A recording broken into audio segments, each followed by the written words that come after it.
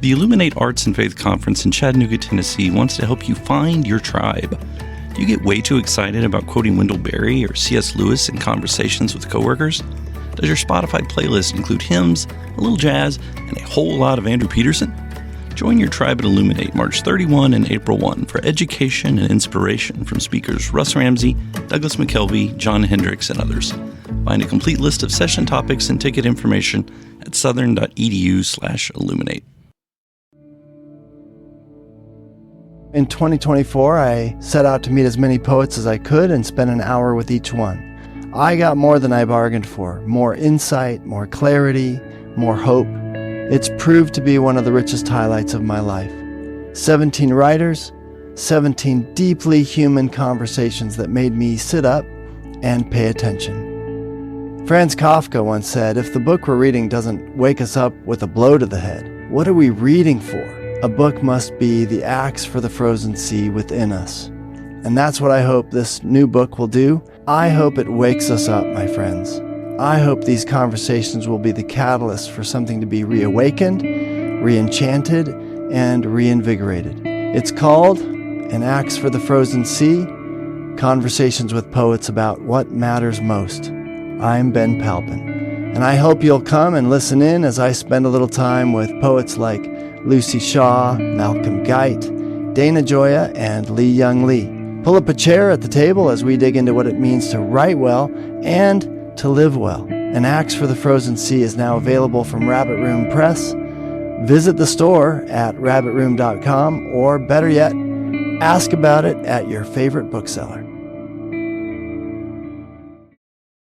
I think that's where this formation happens, where we're not teaching kids new things. We're just helping preserve so that they don't have their little disintegration moment as adults where everything becomes disconnected and we forget that these are spiritual moments. So it's kind of, giving the language, but also helping preserve what I think is innate already there.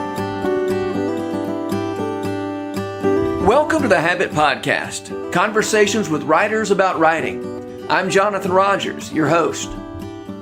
Flo Paris Oakes and Katy Bowser Hutson have been longtime songwriting collaborators through the Rain for Roots Collective, which makes singable scripture songs for kids and grown-ups alike. Both children's ministry directors, they think a lot and very deeply about the spiritual formation of children. So I've been especially excited about their most recent project, Little Prayers for Ordinary Days, a book of prayers for children, which they wrote with Tish Harrison Warren. Katy Bowser Hutson and Flo Paris Oakes, I'm so glad to have you on the Habit Podcast today. So glad to be here. So y'all have a new book just out with the two of you and Tish Harrison Warren, Little Prayers for Ordinary Days, prayers for children and for adults to share with children. So tell me how this book got put together, how you three got put together, and how the book got put together. I'm sure there's a lot to talk about here. Flo, you want to tell it? Sure. You started it. What? Pardon me? Started it. So you tell. Yeah. Got it. Okay.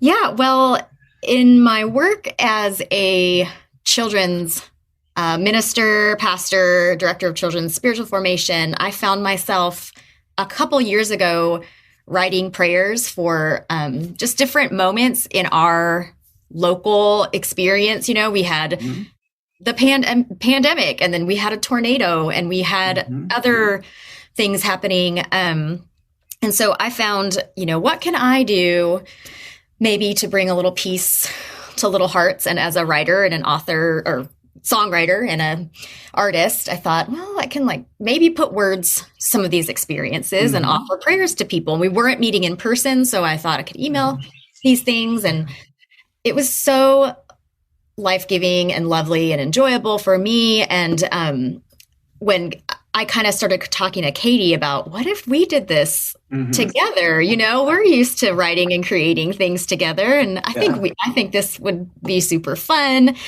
What about a book? And I wonder how that could happen and all those things. And Katy was pretty on board and excited, and then it was her idea to reach out to Tish and just get some, advice about what to do next and how do you think that this book has potential?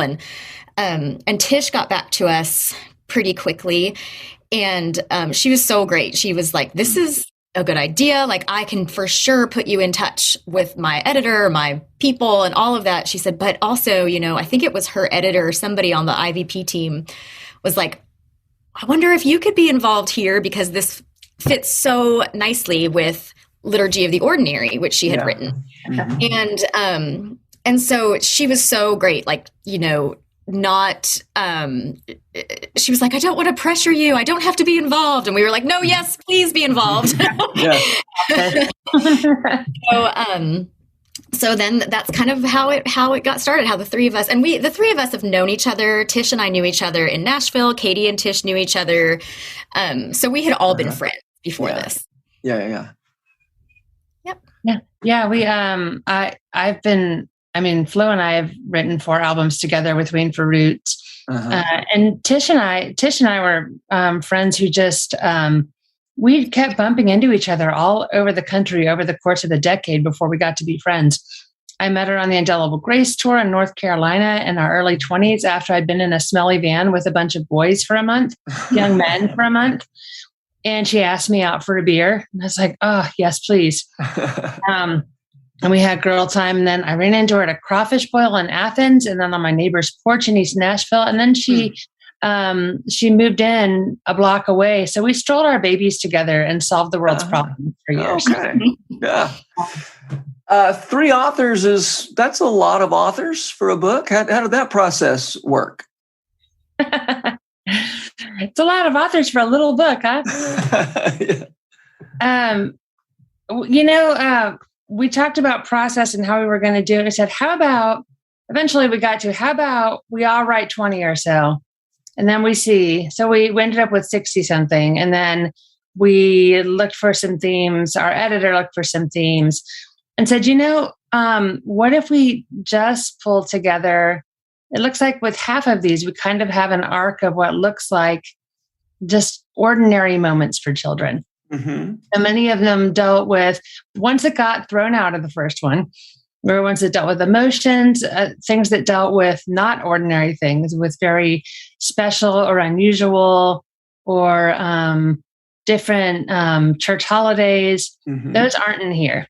Yeah. This one is specifically just ones that are little moments that are common to most children.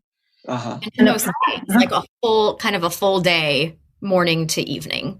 Yeah, I noticed that. Yeah. So a prayer for brushing my teeth, and one of my favorites is the prayer for looking in the mirror. And it says, "You can help me if I get this wrong, but you love my body, and I'm gonna love you. Love the body you made. I'm gonna love the body you made." Katy, you want to hear it? You want me to read it? Let's hear it. Yeah, so little. For looking in the mirror. This is, Flo, you headed up this one, didn't you? I think Tish headed up this one. Tish, okay, let's see. "God who made me, thank you for forming my body. When I look in the mirror, I see your greatest creation. You made me in your image. You love how you made me. I love how you made me too." Yeah. I love it. Yeah, Jonathan. Oh, go ahead. Nope. You go ahead. No, they're such little prayers, but you would not believe how many rounds of edits we went through, because when you start writing prayers and thinking about who they're for and what they're for, you start to consider, is this true for most children? Do we assume, so we started asking all these questions like, do we assume that they have 2 parents? Do we assume that they have parents? Do we assume that they have a bed? Do we assume that they get to go on vacation? Do we assume that they're safe? Do we assume that that they spend time outside? There were so many things to consider in the life of a child. And we were looking for the most ordinary things that are common to so many children to show to show the extraordinariness of God's presence in the very ordinary moments of most children's days. I love the little introductory note. You say something along the lines of maybe these prayers will give you words for things that you have thought but didn't know to put into words. And maybe this will give you an idea to pray about things that you never thought about praying before. Mm-hmm. It's such a great summary of one of the gifts that writing and reading gives to us. I've talked to country songwriters who say, we're writing for people who think of themselves as not, they don't think of themselves as being able to put these ideas into words. I mean, it's not just country songwriters. It happened to be country songwriters I was talking to about this. And they're these particular writers are very conscious of the fact that they were giving people words for things that they had never put into words before, but that they felt. And that seems to be something that you were conscious of too. Yeah, I think that really speaks to the children's spirituality piece that we all find so important, which is that kids are experiencing God and have some framework for that. And they, the giving the language for what they're already experiencing is what I think even just prayers could do. There's a lot of ways you could do that, but prayers are just one piece of that formation. For, I remember as a young child feeling, there's an author, Lacey Finn Borgo, who's amazing. She's a spiritual director for children.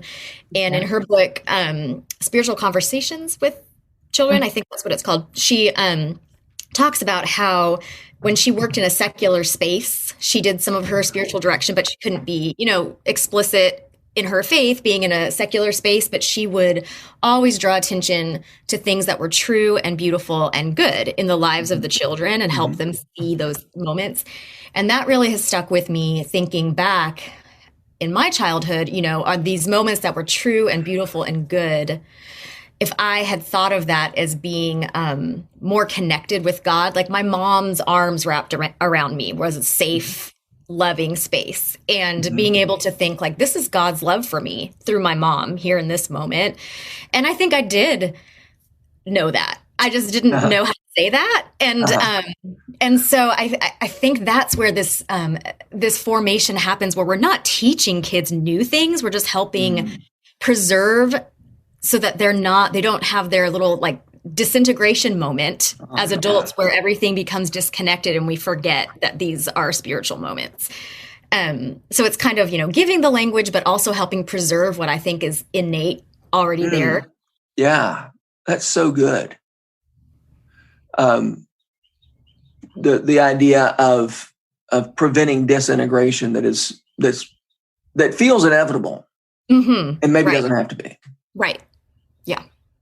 I would love, Katy, you would probably be able to speak to this about, we were just talking about the three of us writing together and how I loved how it came from these 20 separate prayers each to the prayers that we had. But even those prayers in our editing, we kind of forget who wrote what because we all worked on them so much together. Yeah, every single one got combed through, and you wouldn't, the words that we got down to, on the one hand, Jonathan, it probably sounds like a writer's nightmare to do everything by committee, but we really did want to dig through each one. And it really did end up being a really wonderful process of three people who really do care about the love of God and who really do care about God's love for children and the spiritual lives of children, really considering how something is going to land. Yeah. Even the words that we used, it's like, what member of the Trinity are we addressing right here, and why? What is their function when it comes to this moment in a child's day? How do we put words in a child's mouth when it comes to addressing God? Do we put amens on them? We ended up not putting amens on them because we just wanted them to be clearly a flow that was kind of like breath prayers. We wanted them to be prayers where you notice something, and as opposed to just processing it in your head or out loud to someone else, we wanted to give the possibility of a third option of speaking upward, outward toward God. the idea that when you have a thought, you can relate to God who created you. Mm-hmm. You don't have to just think it in your head. You don't have to tell somebody else, another human being, that there's a third option of you can relate to your creator in any moment. That prayer isn't this thing that we do over here when we go to church in this special time or this special place.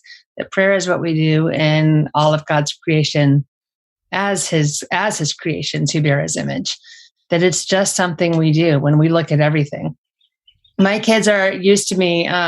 They tease me about my things that are crazy sounding when I talk, but I regularly babble about the presence of God around us because God is around us all the time. So I regularly talk to God out loud when we are walking around or when I'm frustrated. I will pray out loud when I am frustrated. Father, I am going to go crazy right now, and I don't have the energy for this. I don't have the wisdom for this. I don't have the patience for this. Please come join us here, and I don't know what to do right now. I do this regularly, walking around with my people, which, as opposed to being a schizophrenic, as opposed to being disintegrated, it integrates me with myself and with God who made me. So. Oh, I love that. I love that idea of a thought can go out without necessarily going out to another human being. Mm-hmm. And it doesn't have to remain a thought, but doesn't have to become an utterance to another person either.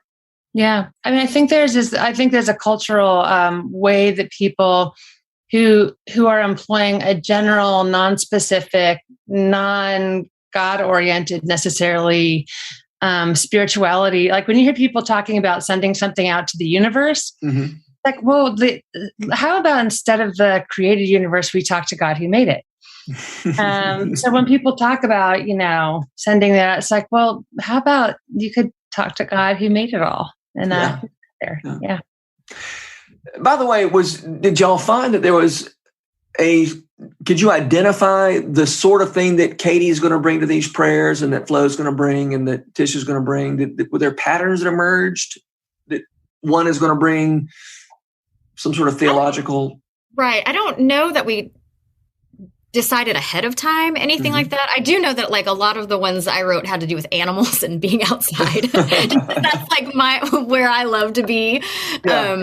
But no, it was such a joy to write together. I think I was really, really positively, surprised by just how easy it felt mm-hmm. to write together. I mean, we did this on Zoom too, because Tiff is in another state and I was often visiting. I was helping family in another town. And so we were often just in Zoom world mm-hmm. doing this together. There was that pandemic too. All of that. And so, but we would get on, I think we had maybe like 4-ish Zoom calls of just editing for a couple hours. And we took each person's little chunk of prayers and we went through them line by line. And I think it's helpful that none of us are very precious about our writing. Like I think all of us have a good editor brain and we just wanted the little prayer or poem to be the best version of itself. And so it was kind of like coming at it together, being like, what can we, like problem solving, like, something doesn't feel right. Something doesn't look right. That line seems too long. And sometimes it was a spiritual issue. Sometimes it was an artistic issue. Sometimes it was just that is a mouthful. How do we fix this and still preserve the spirit of it? And it was a lot of work, but I found it just to be very rewarding and fun work to do together. Yeah, it was good, hard work. We pushed back and forth on lots of things, but it was gracious. It was doing good, hard work with friends to make something good and to want them to be their best. So there were many spirited discussions. Yeah. I really spirited in a good kind of way. Yeah.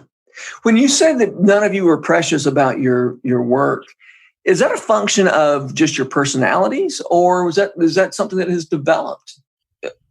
Oh, for me, it's developed. I definitely used to be precious about my work.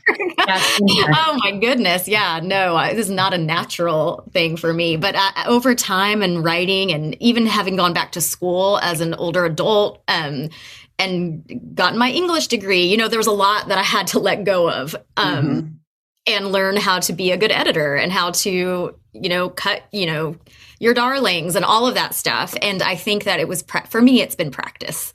Yeah. And then seeing what emerges when you are able to do that. Yeah.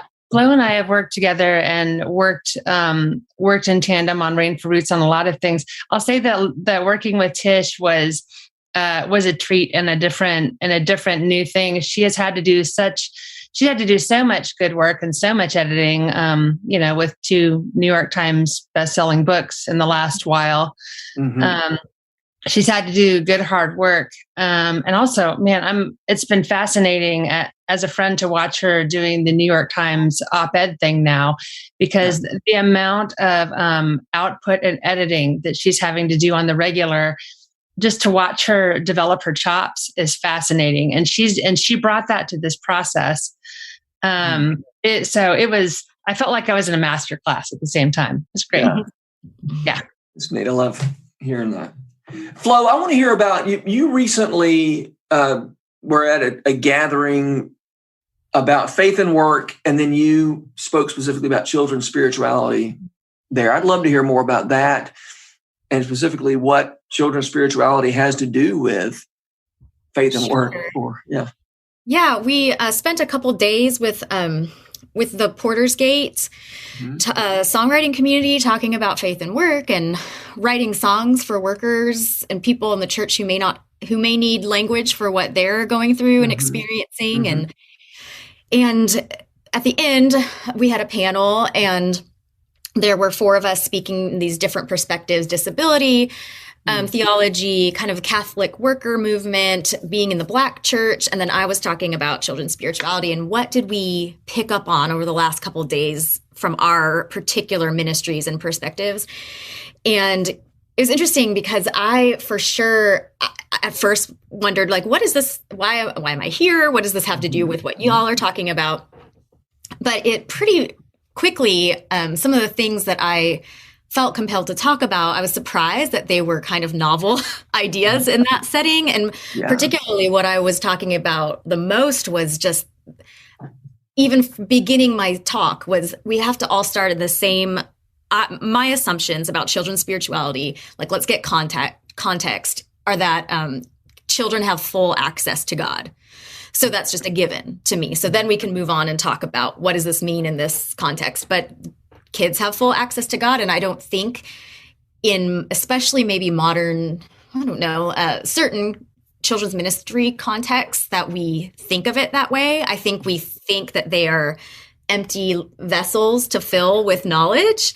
And we're not thinking what access do they already have to God. We all, they have as much access as a full-grown human adult, and what does that look like? And if we don't believe that that's true, what does that say about our theology about people with cognitive disabilities or older people with dementia or all of these issues? What does it mean to be spiritual? What does it mean to have access to God? Does it mean knowledge or having the right answers? Surely those things are important, but does that make someone spiritual?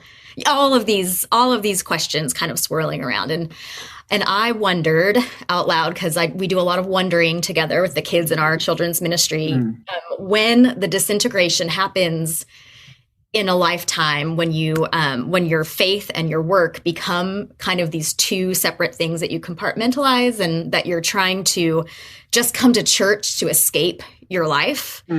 And how do we reintegrate? And is that something that happens after childhood? Are we teaching those things to children by mistake, without knowing? And something Katy and I both do in our respective children's ministries, because we're both children's ministry directors, is a methodology called Godly Play, which is not so much a curriculum, but it's a Montessori-based way of telling the stories of God to children and then wondering together with them at the end of the story. So, you might tell the story of the mustard seed, and it's very slow and beautiful movement, and you're unfurling this mustard seed plant forever in silence, and it's getting bigger and bigger and bigger. And then you ask these questions like, I wonder what the farmer was doing while the seed was growing. I wonder if the birds were happy to have branches to land in. There's all these questions that help you engage with scripture and the story in a way that's it comes alive for me as an adult. And so I hope that that's how it is for the kids too. But one thing that Maria Montessori said, and also that's kind of ingrained in this godly play method, is that play is the work of the child. So after we do our story, we have work time, but work time is just them interacting with the story, playing with pieces of the story, drawing a picture, playing with Play-Doh. And sometimes it doesn't look like the story, but it's just their way of responding. It's like a response time. And we call it work because that is what a child doesn't think of those as separate things. Like they're very intentional in their play. Like this is their job right now. Yeah. And I don't have all the answers for this. And so I asked a wondering question. It was funny. I think people later were like, so what? I said, I wonder when the disintegration happens, and I wonder what it means that work is the play is the work of the child as they get older. And I didn't really answer those questions because I truly wonder. You truly wonder. Yeah, that's a statement, not a question. I wonder. So anyway, that's what we talked about that last week, actually. And it has been, a lot of questions swirling since that week about children and what we tell them with even our life. Am I coming home being like, oh, work, this is exhausting myself or whatever. And then even that can be contextualized, like some people's jobs are taxing in a way where they never get relief. And being able, to look at that and understand our different privileges and not, and, all of those things are important. But children teaching us how to kind of reintegrate has been something I'm thinking a lot about in the last few days. Yeah. I've been looking a lot at where it's fun to do a treasure hunt and find how Jesus related to children and to look at where children show up and the place that Jesus puts children in and how he relates with children. And so often, I mean, he talks about protecting children, anyone who would harm or lead one of these little ones astray. He has some of his strongest words of judgment for them. I have this passage that I keep going on about lately. So Palm Sunday was just a few weeks back here, so Jesus rides in on the donkey, and it's the Hallelujahs, and it's the palm leaves, and it's Hosanna. Here comes the king. And then he goes straight to the temple. That's when he clears out the temple. It's right after that. And when he clears out the temple, and he flips over the tables, and he drives out the people who are making a profit on worship. The children come in. The children are the ones who come in. Like I had never noticed this until this year. Children run in and they worship him. And they're the ones who are coming in singing hallelujahs. And the priests freak out at the children. He goes, what are these children doing? He's like, do you hear what they're saying? Do you hear who they're saying that you are? And Jesus is like, yep, yes, I do. And so to say that children aren't spiritual, I don't know. They recognize Jesus when he shows up. They recognize it and aren't afraid to call it out. And we may be giving them language for something they're experiencing that they don't know how to say, but they offer us things that we don't know either. So I think it's also important to think we're not the only gatekeepers of all of the knowledge for the children, like wondering if they have access to God, what do they know? If God says that they see the kingdom, how do they see it? What does that mean? Kids, sometimes I think I've heard that said, you must be like a little child to mean you have to just be so trusting that you don't know anything. And so you're just going to take whatever, an adult tells you to be true. And that is not how kids work. They ask you questions and they push back and they dig in and they're curious and they're playful. Yeah. And I had a story. I just loved this moment recently where we told the story in church of the parable of the Good Samaritan. Mm-hmm. And there's a question at the end that is written in the script that says, I wonder what would happen if all of the characters in the story were children and not grown-ups. And really that question is one of the only wondering questions that's put there to get at a specific answer. Like they're never supposed to be like that. But this question is to ultimately get to where you alleviate a child of any responsibility of being the one to help somebody that way, the answer is you can get an adult to help and that is helping. So the whole point of that question is to get to that statement. So that's where my headspace was. I wasn't thinking about any really other option other than getting to that answer. So I asked that question, what if the characters in the story had been children? You lay out all the characters for them to look at. And a little girl said right away, oh, they'd play together. And that was her first response, she's thinking before they even get to hurting someone, leaving them on the side of the road or passing them by, like it wouldn't even get to that. They would just be playing. And I think about that so much with our adult selves and how we are just not good at not taking ourselves too seriously and thinking we have all the answers and we're going to get on our, we're going to prove our point and all of those things. But that answer, that just kind of rocked me for the whole day. I looked at the other teacher in the room and we were like, whoa, hey, where do we go with this? But that's an example of, never would have thought of that, but a child thought of it because in a child's world, they're playing with each other. And that's such a big part of their world. Yeah. The idea of,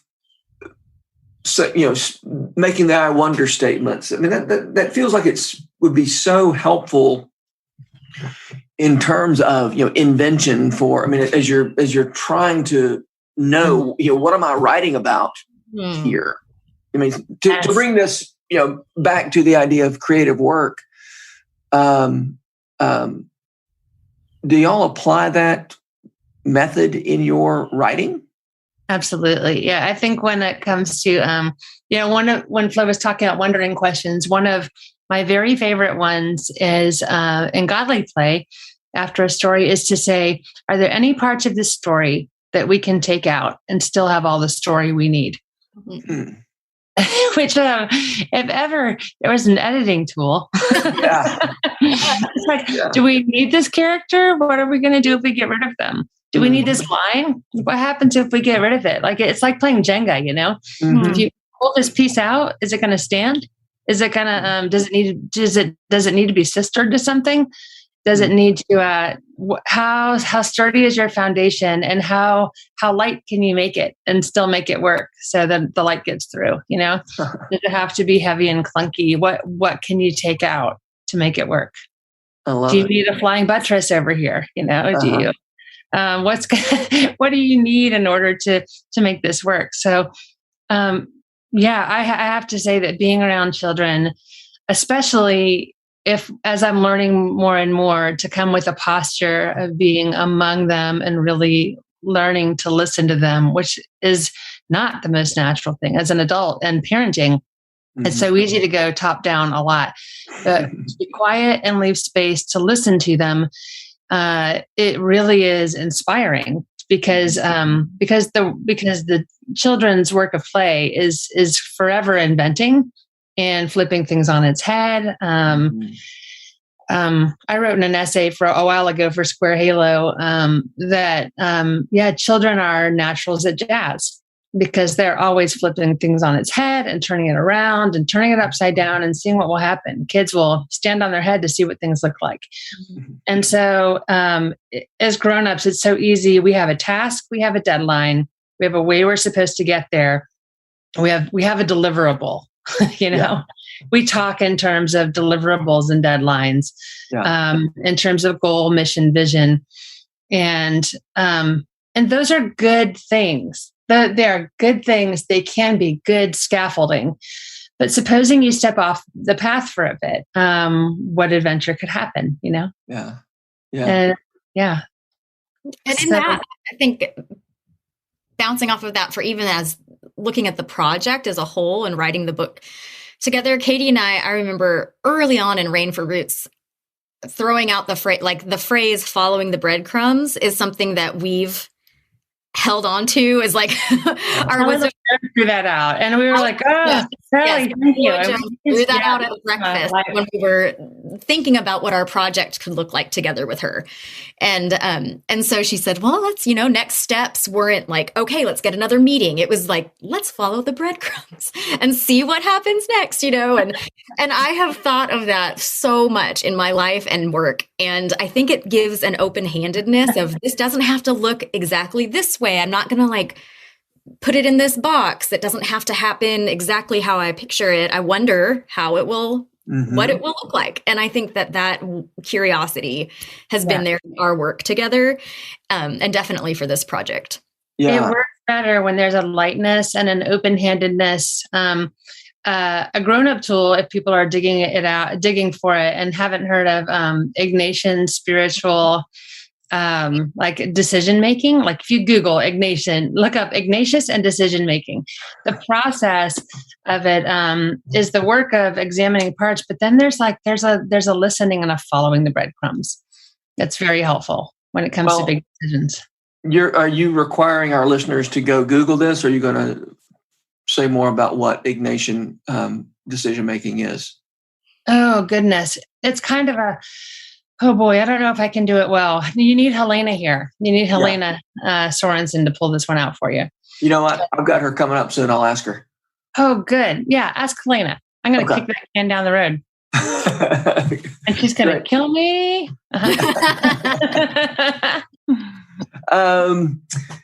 Yeah, the idea of play being the work of children. If y'all have read Madeline L'Engle's book, Walking on Water, she talks about the focus with which she talks about a kid building a tower out of blocks, and the focus that a child applies to that in this thing that is play. He's doing it for fun, not for any other reason than this is a fun thing to do. It is play, and yet he's entirely focused, and that. It's really hard for grown-ups to focus that way. We think of play as being something that relieves us from the need to focus. But the truth is, most of the kinds of play we do require focus. Yeah, I immediately think of my 8-year-old little boy because he is strong and he is smart. And when he is busy with something, there is just no getting him out of it. Mm-hmm. So it's funny. I think I often think about there's so many little boys who are diagnosed with attention deficit, or there's a wondering about it. I'm like, no, I think in this case, with my son, I think sometimes it can look like it's not a deficit of attention. It is the hyper focus of I am doing something and I will do it until I am done doing it. And I need to take this to its completion. I'm making something. Don't stop me. Don't stop me. My passion, my heart, my whole heart is here. Don't ask me to go do this chore. Don't ask me to stop because you have some deadline out in the world where you're in Chronos, because I'm in Kairos right now and I'm very busy. I am creating something and it matters. Yeah. And my heart goes out to him. And I also have to get places sometimes, but my heart goes out to him because he plays hard, Yeah. Yeah. It is real good work. And I feel like that when I'm doing my best writing, when I'm, Jonathan, I don't know, when you start a project and you're all excited and it's going so well and you're building something and then you go into the absolute utter depths of despair because, because now you're in a dark night of the soul and you have to finish the thing. But it's that drunkenness on the work that gets you in there, that when you get deep into it and you're loving it. Yeah. And that it's like romance and marriage, it's like the all the mushy stuff is covers the bitter pill of commitment as you to get into there, to do that, to build that beautiful thing. Yeah. Don't tell my husband I said the commitment's a bitter pill. If he listens this deep into the podcast, he's going to know. He can get me. Hey, can I ask y'all one more question? Who are the writers who make you want to write? Oh, I'm looking at my bookshelf. I have just, I am like deep in literary and spiritual love with with Frederick Buechner. Like I have just discovered this as I'm going through some discernment things and have read. I could not stop reading him. That's fun. Right off the bat, that I feel like just such a neat blend of kind of like what I read was more of like a memoir, but it was like his personal experience. It was talking about grief, talking about theology, but talking about it all in such an accessible way that was accessible and beautiful and not too, I guess, academic. Yeah. And I think, gosh, I want to write like that, where somebody could pick up a book and not have to look up a bunch of terms to know what theological thing I'm talking about, but also that it's very personal in a way that, I don't know, a vulnerable, personal way of connecting with people that I just really respect and was so drawn in. So probably my favorite. Have you read Telling the Truth, his book, Telling the Truth? Yes. The Gospel is Comedy, Tragedy, Comedy, and Fairy Tale? Yeah. I love that one. That one, that's one of like, that's one that our marriage was based on. Here, I'll counter that other comment. That was early informative for us. That's an interesting book. Katie, you're back from the bookshelf. What do you got for us? You know what? I'm going to throw in Karina Yan Glaser. Okay. She wrote, she's a young adult author. She lives in Harlem. And I cannot get enough of her young adult books. She wrote a series called The Vanderbeekers. Oh, yeah. The Vanderbeekers. And she has a new one out that I'm in the middle of called A Duet for Home, about two little girls who end up having to live in a homeless shelter. Huh. And I cannot, like, anytime she puts out a book, it goes to the top of my pile. And it doesn't matter. Yeah, anytime they come out, her books always trump everything. There is a simplicity to her writing and a kindness and a lightness. And she has an empathy with how she speaks from a child's perspective. That is, it's not mawkish. It's not condescending. It's not belittling. And there's an empathy and a beauty. So she can see children in hard things and still find the joy and the fun.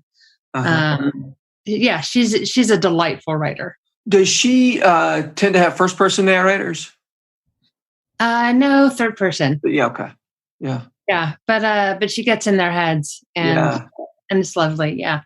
In our so back to our book, there's, at the end, it talks about something I love that we got to do was we got to write 3 little prayers at the end for an everyday day and a hard day and a really great day.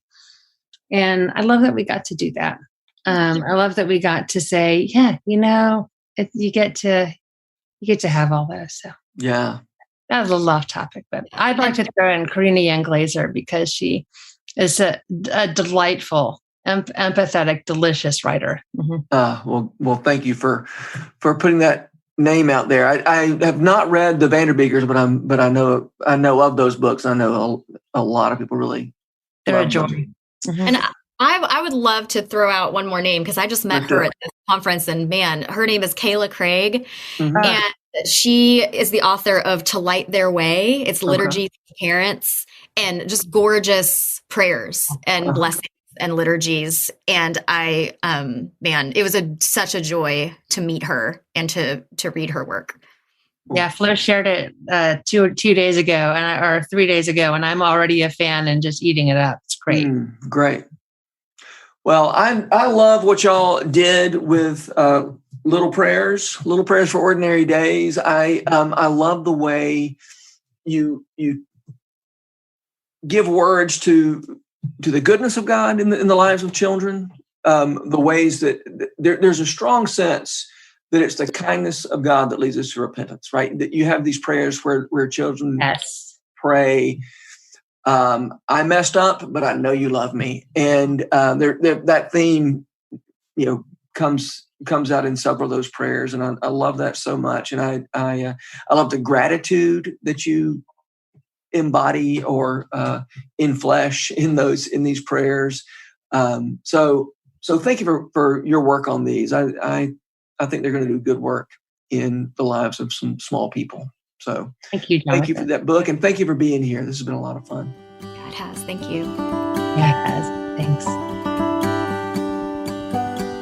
The Habit Podcast is brought to you by The Rabbit Room, where art nourishes community and community nourishes art. To check out more of our podcasts, visit rabbitroom.com/podcast.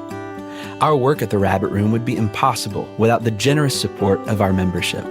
If you'd like to learn more about membership at The Rabbit Room, visit rabbitroom.com/member. And thanks for listening. The Habit Membership is a library of resources for writers by me, Jonathan Rogers. More importantly, The Habit is a hub of community where like-minded writers gather to discuss their work and give each other a little more courage. Find out more at thehabit.co.